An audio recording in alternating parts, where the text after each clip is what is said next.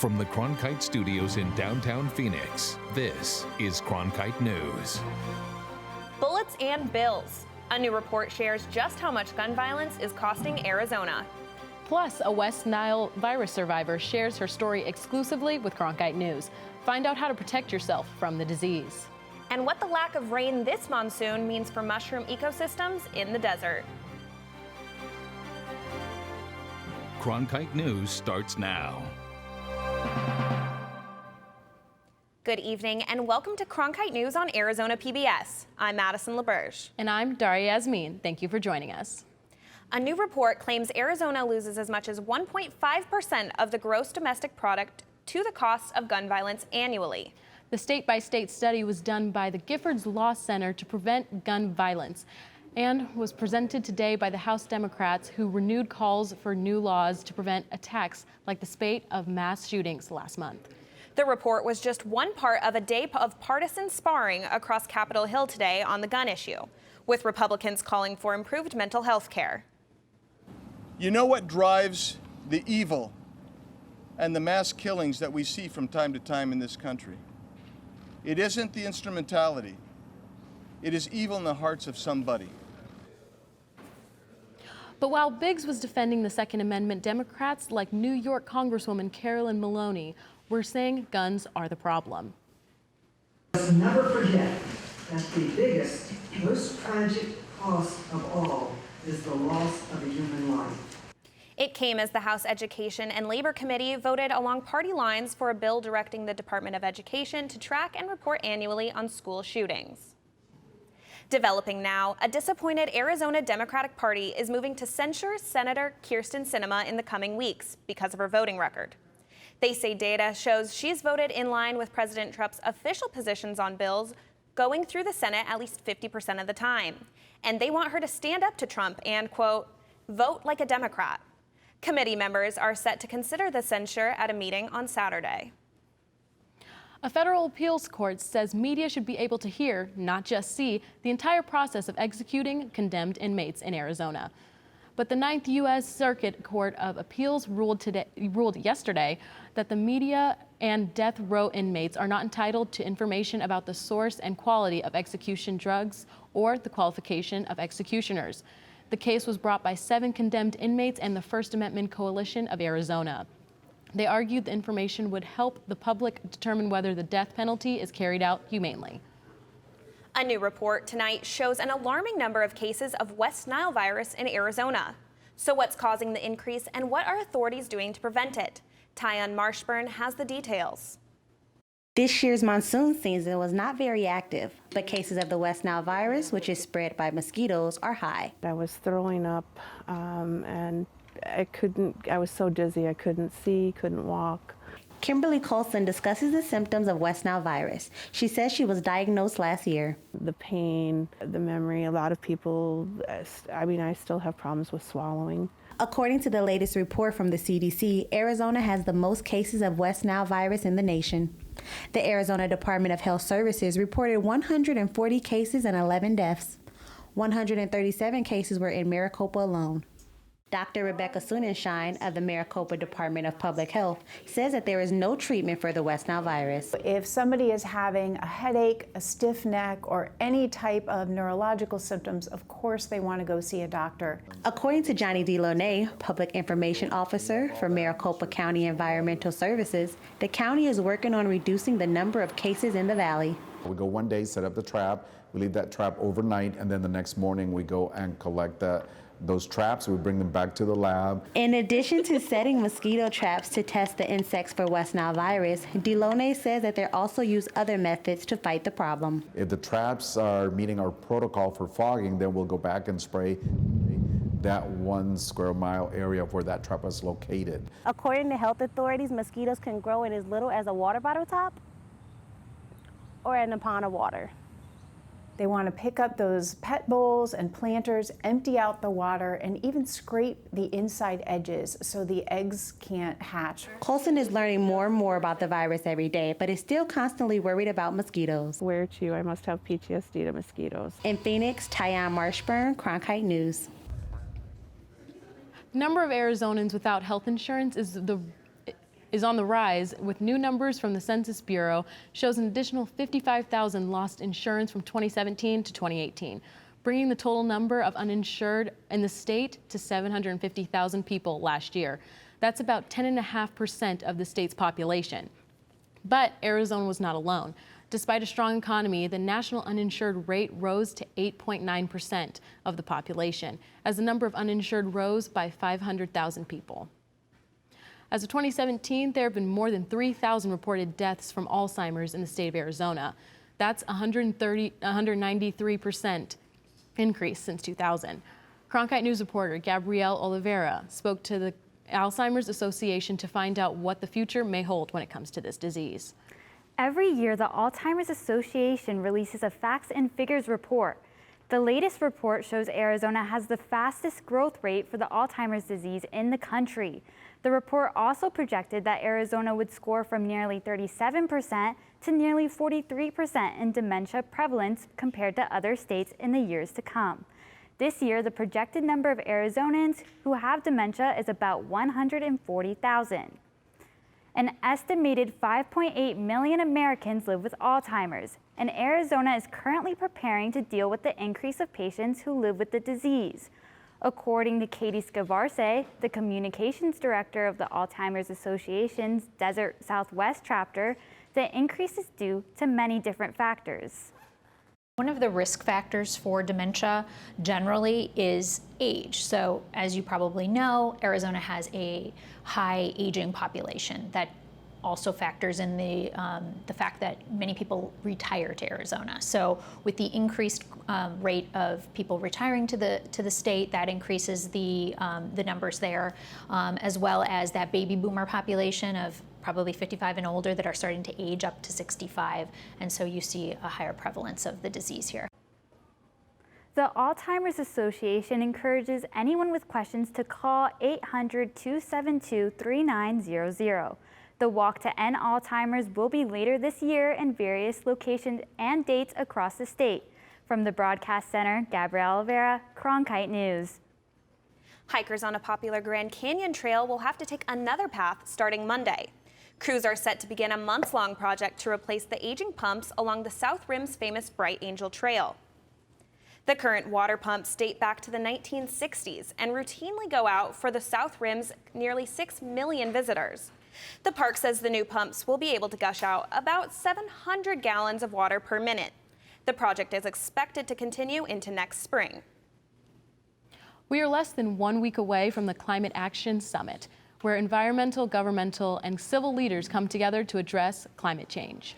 Cronkite News sustainability reporter Jordan Evans joins us in the studio to explain how climate change affects you.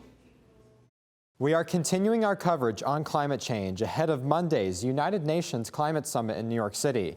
And if you're curious about how climate change is affecting us here in Arizona, we have a lot of data from Climate Central to help explain this. Climate Central is an independent organization of leading scientists and journalists. The organization surveys and conducts scientific research and compiles records from the National Oceanic and Atmospheric Administration. So when we think of national parks, we think of them as places to escape the heat. But climate change, it's affecting them too. And right here in Arizona, let's take you to the Grand Canyon and show you this. These are the average annual temperatures over the past 100 years. And notice the trend here. We're talking nearly 2.5 degrees of warming there at the top of the Grand Canyon since record keeping began in 1916.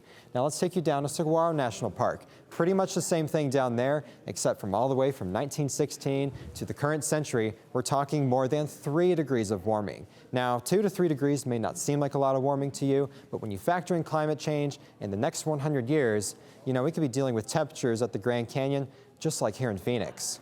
According to Climate Central, out of 62 national parks analyzed, all of them but one shows a warming trend.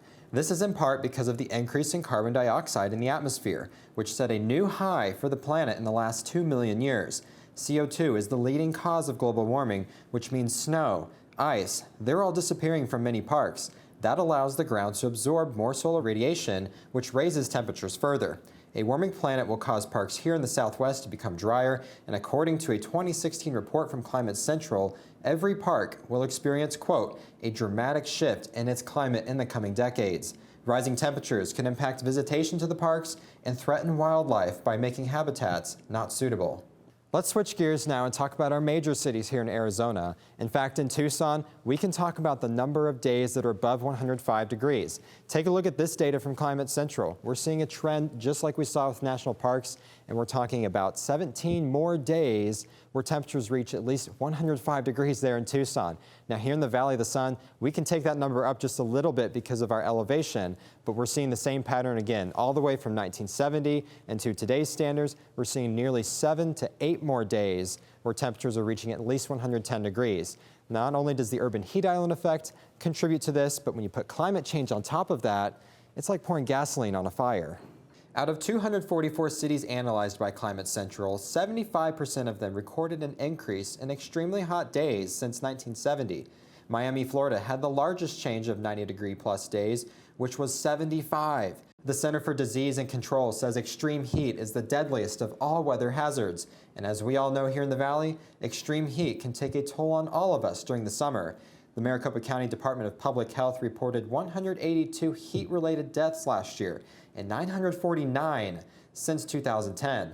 The latest national climate assessment states that, quote, changes in extremely hot and extremely cold temperatures are projected to result in 9,000 deaths across 49 U.S. cities by the end of the century if we don't curb emissions. So we know that is a lot of information to take in, but we want to know, what is the one word that best describes your feelings about climate change? Share it with us on our Facebook page or tweet your word to us on Twitter at Cronkite News. Live in the Weather Center, Jordan Evans, Cronkite News.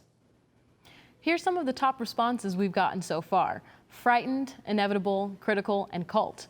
You can add your voice to the conversation by following us on Facebook and Twitter at Cronkite News. Here's some...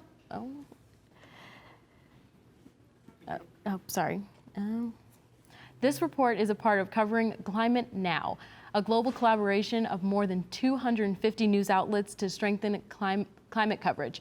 Check out more from our public media partners in Elemental, covering sustainability, collaboration at elementalreports.com.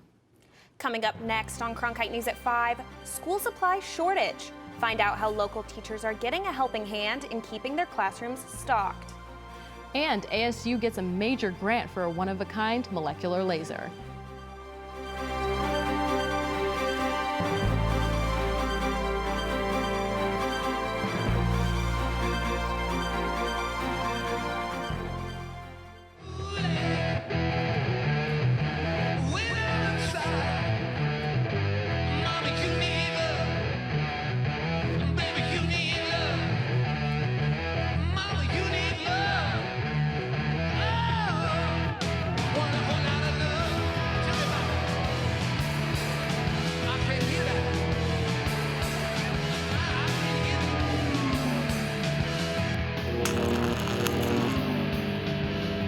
Millions of people die every year from drinking dirty water. I would never have felt I had the ability to do something without ASU pushing me. We built filtration systems out of local materials with the people. To see those kids drink clean water for the first time, it's the most rewarding feeling that you can ever have. I went to ASU because I wanted to change the world. The thing I never would have expected is how the world would have changed me. With school underway, teachers are still struggling to obtain basic classroom supplies. Cronkite News reporter Rio Painter visited a local nonprofit that helps provide discounted supplies. So I saw a teacher ask a student to bring her shoe up in exchange for a pencil because the teacher didn't have enough pencils. And this way she would get her pencil back because the student wouldn't leave without her shoe. And that was the one thing that kind of broke my heart and made me realize that there was actually a problem out there. The teachers didn't have the supplies that they needed. Arizona ranks 4th for teacher spending, according to the most recent data analysis by the Economic Policy Institute. The data shows teachers spend an average of $552 per year out of their own pockets. Many teachers looking for ways to save head to Treasures for Teachers, which allows educators to fit as much supplies as they can in the bag for $5. 100% of everything that we receive is donated to us. So from private people, companies, businesses, school supply drives, donation drives, anybody that has any kind of donations that we think teachers can use, we will take. The store was expanded 2 years ago, adding on a thrift shop, which helps produce more money to provide discounted supplies for teachers. We get items from, like I said, jewelry to stamps to clothing to housewares. We get high-end items. We get lots of antiques. While the supply room is only open to educators, the thrift shop is open to the public. Creative teachers are also turning to online funding sites like Donors Choose and Adopt a Classroom to fund special projects. In Tempe, Rio Painter, Cronkite News. There's a $35 annual membership fee to join Treasures for Teachers, but the nonprofit group says memberships make a great gift. Coming soon to the ASU Biodesign Institute, the Compact X-ray-Free Electron Laser, or XFEL. The instrument comes with a $4.7 million grant to advance studies of the new device. The brainchild of physicist William Graves designed the laser to help scientists explore the smallest corners of molecular biology, medical imaging, astrophysics, and renewable energy. It's taken scientists 3 decades to finalize this and perfect the design. But it takes only still pictures, and what we really want are movies. We want to see how materials change. We want to see chemical reactions as they occur, or all these kinds of excitations that lead to new phenomena, like new quantum effects in materials that could really advance energy conservation. The laser will also help ASU advance and accelerate its drug research. Right now, people are taking to social media to celebrate the U.S. Air Force 72nd birthday. Check out this post from Air Force Space Command. The caption reads in part, "Today we celebrate who we are as airmen. Keep aiming high." The U.S. Army sharing this video, tweeting, "They may have separated from the Army in 1947, but they have been trailblazers ever since." And even the U.S. Navy is joining the online conversation with congrats on the 72 years playing a key role in the National Defense Strategy. Here's to many more. Up next, Mushroom Madness. We take you hunting with a squad of shroom lovers in Tucson as they search for the perfect batch before the monsoon ends. And we've made it halfway through the week. So, will you be spending your weekend indoors or outdoors? Our full forecast just minutes away. Cronkite Noticias is the Spanish-speaking division of Cronkite News, covering topics such as economics, education, sustainability, immigration, and border relations. Cronkite Noticias strives to serve the Spanish-speaking community in Arizona. Under the guidance of prominent Spanish-speaking professionals, students at the Walter Cronkite School of Journalism develop content for our broadcast partner, Univision, as well as on Facebook and Twitter. Explore Cronkite Noticias at cronkitenoticias.azpbs.org. Stay in the know on the go. At Cronkite News, we work hard to report the facts and keep you updated, whether we're on set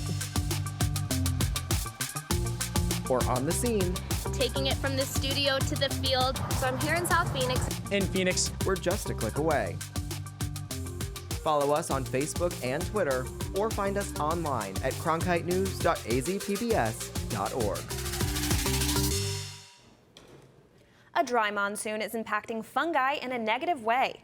Cronkite News reporter Melanie Porter went to Mount Lemon near Tucson to find out how important mushrooms are to our ecosystem. Calabalosi. A delicacy thrives at the base of the forest floor. What's fascinating to me about mushrooms is that there is so much that is still unknown about mushrooms. They are kind of like the final frontier of the natural sciences, the science we understand the least about. Mushrooms are more than just a delicious pizza topping. They also bring balance to the forest. The ecosystem, we need them. Mushrooms, just like the bees need the flowers.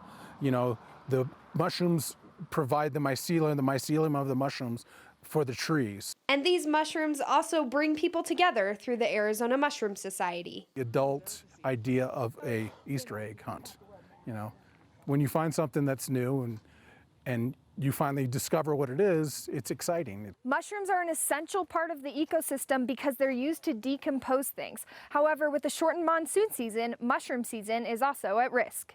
mushrooms are going to come and go with the season and how much rain we get.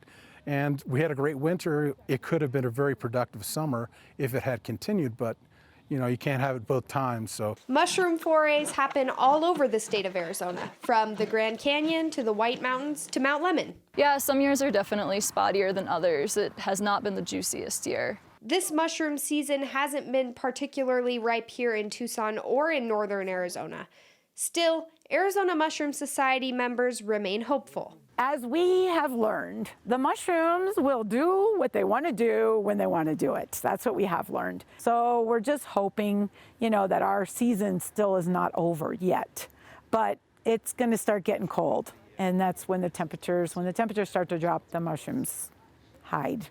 But they also recognize that without the proper weather conditions, they'll have to say goodbye to these delicacies until next season. At Mount Lemmon, Melanie Porter, Cronkite News. The Arizona Mushroom Society plans foraging and photography events. You can check their website, arizonamushroomsociety.org, for more information. Nothing but clear skies. We're taking a live look from our downtown Phoenix newsroom right now. The real question is, will skies be clear for the rest of your work week and into the weekend? Quentin Walker joins us for the Cronkite News Weather Center. Quentin, are we taking a hike or are we staying indoors? Well, you know, that's always a personal preference, of course, but me, I will be out hiking on the trails. My hiking boots will be on all weekend. They could be on right now, for all you know. I could have my hiking boots on. But taking a look more specifically at your evening planner for tonight, at 5 p.m., currently at about 100 degrees, moving all the way down to 90 by 10 p.m. Your sunset tonight is scheduled for about 6:30 p.m. or 6:32 p.m. Pardon me, but tomorrow it's about 6:30 p.m. So we're losing about 2 minutes of daylight, pretty rapid, but pretty average for what we experience here in September. Zooming into the Phoenix Valley metro area, your highs for tomorrow, about 101, 102 across the board, but look, 99 is our projected average. So we're just capping out a bit above that. Zooming out to the rest of your highs in the state tomorrow, about 97, 98 across the western border, again, down to 72 in Flagstaff, 102 in Phoenix, then in the southern eastern portion of the state. Take a look, our temperatures are a bit cooler than what we usually see, and I'll show you why. Notice down here around Tucson and Safford, we have a bit of a cold front coming in, a little bit of activity bringing some precipitation, but it's going to be pushed out of the state by Friday, and we'll be back to sunny skies and about as dry as my bank account. Taking a look at your weekend forecast, sunny skies throughout the weekend, good temperatures, not much going on until we get to Monday. The monsoons finally accepted their invitation. We'll have some showers Monday and Tuesday. With your weather, I'm Quentin Walker. There's a usual uniform on Capitol Hill that usually consists of a suit and tie or a blouse with a blazer. But last night, the uniform was shorts and sneakers as lawmakers took on lobbyists in a charity basketball game. Coming up on Cronkite News, hear it straight from Representative Greg Stanton, who just might be looking into a basketball career after his time in Congress.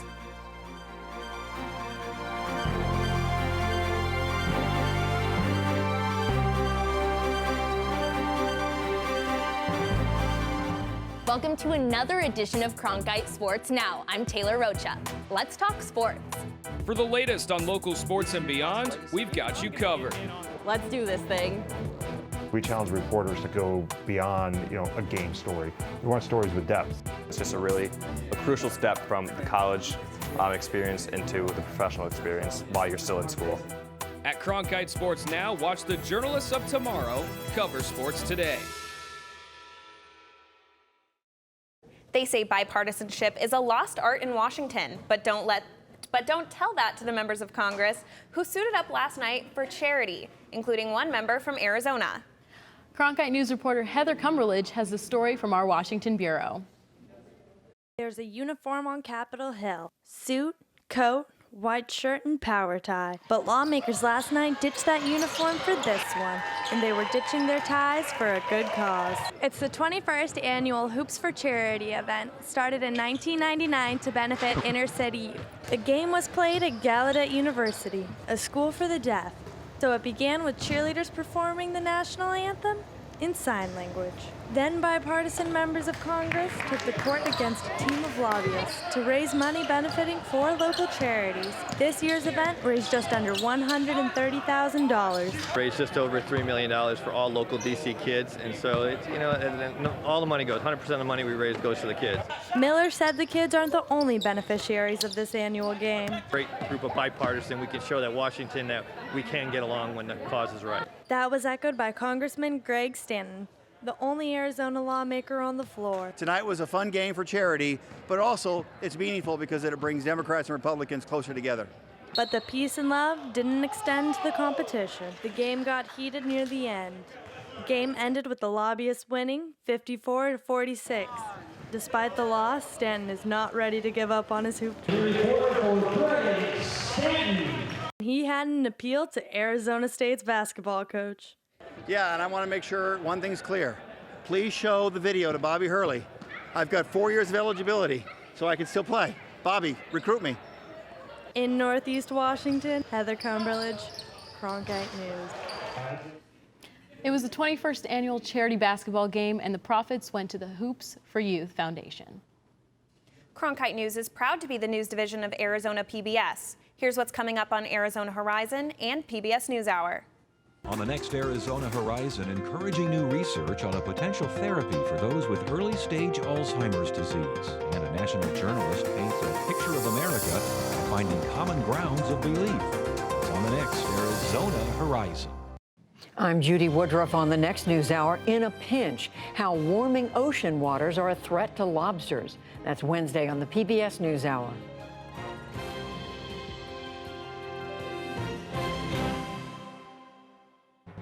That's it for Cronkite News tonight. Thank you for joining us. For top Arizona stories anytime, go to cronkitenews.azpbs.org.